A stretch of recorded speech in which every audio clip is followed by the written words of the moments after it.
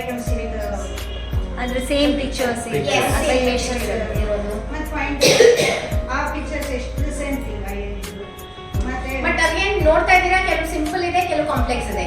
So ತುಂಬಾ Age appropriate. ತುಂಬಾ simple ಇಂದ ಶುರು ಮಾಡಬೇಕು. And through the time, if they start improving, then you can improve, increase the complexity. ಮತ್ತು complexity increase ಏನು 3 ದಿನ 4 ದಿನಕ್ಕೆ ಕಾಂಪ್ಲೆಕ್ಸಿಟಿ ಇನ್ಕ್ರೀಸ್ ಮಾಡಕ್ಕೆ ಹೋಗಬಾರ್ದು. 15 ದಿನ consistently they are able to do something well, only then increase the complexity, otherwise don't increase the complexity. Like ಇದು simple ಇದು simple base ಮಾಡಿದ್ದೀರಾ. ಎಸ್, ಇದು ಸ್ವಲ್ಪ ನೆಕ್ಸ್ಟ್ ಲೆವೆಲ್ ಆ ಥರ. ಸೊ ಲೆವೆಲ್ಸ್ ನೋಡ್ಕೋಬೇಕು, it depends on what is the child ಅಂತ. ಇದೆಲ್ಲ ಮತ್ತೆ ಎಜುಕೇಶನ್ ಸೊ ಫೋಕಸ್ ಆಗ್ತದೆ. ಮತ್ತೆ next item is like sorting beading we do it is major. ಇದರಲ್ಲಿ ನೋಡಿ ಶೇಪ್ಸ್ ಇದೆ, ಕಲರ್ಸ್ ಇದೆ.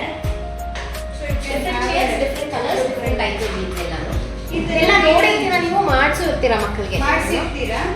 ಸೊ ಲೈಕ್ ಇದನ್ನ ಬೀಡಿಂಗ್ ಮಾಡಿಸೋದು. ಮೊದಲು ಶುರು ಮಾಡಿದಾಗ ಇದು ಬರೀ ಬೀಡ್ಸ್ ಅಂತ ಹೇಳ್ಬೇಕು, ಒಂದು ದಾರ ಕೊಡಬೇಕು, ಇದನ್ನ ಪೋನ್ಸ್ ಏನ್ ಬೇಕಷ್ಟೇ, ಬರೀ ಪೋನ್ಸ್ ಏನೋ. ಆಮೇಲೆ ಹೇಳ್ಬೇಕು ಒಂದು ಬ್ಲೂ ಕಲರ್ ಬರಬೇಕು, ಒಂದು ರೆಡ್ ಕಲರ್ ಬರಬೇಕು, ಒಂದು ಬ್ಲಾಕ್ ಕಲರ್ ಬರಬೇಕು ಅಂತ. ಅಂದ್ರೆ ನೀವು ನೋಡ್ಕೊಂಡಿರ್ತೀರಿ ಯಾವ ಕಲರ್ ಇದಾವೆ ಅಂತ. ಆಮೇಲೆ ಹೇಳ್ಬೇಕು ಶೇಪ್ಸ್, ಆಮೇಲೆ ಈ ಶೇಪು, ಈ ಕಲರು, ಈ ಪ್ಯಾಟರ್ನ್ ಅಂತ ಹೇಳಿ. So as you keep going you should complicate.